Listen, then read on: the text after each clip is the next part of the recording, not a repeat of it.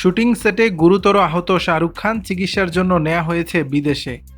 সিদ্ধার্থ আনন্দ পরিচালিত বহুল প্রতীক্ষিত স্পাই থ্রিলার কিং নিয়ে দর্শকের কৌতূহলের শেষ নেই। তবে শুটিং চলাকালীনই ঘটল অঘটন। গুরুতর চোট পেলেন বলিউড বাদশাহ শাহরুখ খান। মুম্বাইয়ের গোল্ডেন টোব্যাকো স্টুডিওতে একটি ঝুঁকিপূর্ণ অ্যাকশন দৃশ্যের শুটিং চলছিল। সেখানেই স্টান্ট পারফর্ম করতে গিয়ে দুর্ঘটনা ঘটে।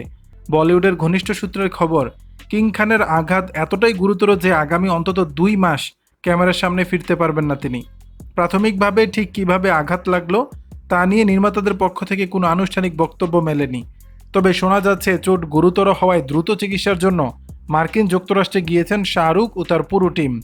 বলা হচ্ছে শরীরের পেশিতে আঘাত লেগেছে, তবে বিস্তারিতভাবে কিছু জানাতে নারাজ প্রযোজক সংস্থা।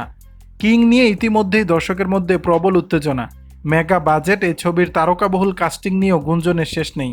খবর রয়েছে ছবিতে শাহরুখের বিপরীতে দেখা যাবে দীপিকা পাডুকোন, অভিষেক বচ্চন, রানী মুখোপাধ্যায়, আরশাদ, এমনকি অনিল কাপুরকেও। কিছুদিন আগে ট্যাটু আর পেশির ছবি শেয়ার করে অনুরাগীদের তাক লাগিয়ে দিয়েছিলেন কিং খান। তবে এবার শুটিং সেটেই এক মারাত্মক স্টান্ট দৃশ্য তার জন্য বয়ে আনল বিপদ।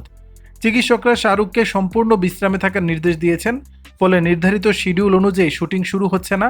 আপাতত সেপ্টেম্বরের শেষ বা অক্টোবরের মাঝামাঝি ফের ক্যামেরার সামনে ফিরতে পারেন শাহরুখ খান, এমনটাই শোনা যাচ্ছে ইন্ডাস্ট্রি মহলে। তবে শাহরুখের টিম এই বিষয়ে এখনও আনুষ্ঠানিক কোনো বিবৃতি দেয়নি। দর্শক, বিষয়টি নিয়ে আপনাদের মতামত জানাবেন নিচের কমেন্ট বক্সে।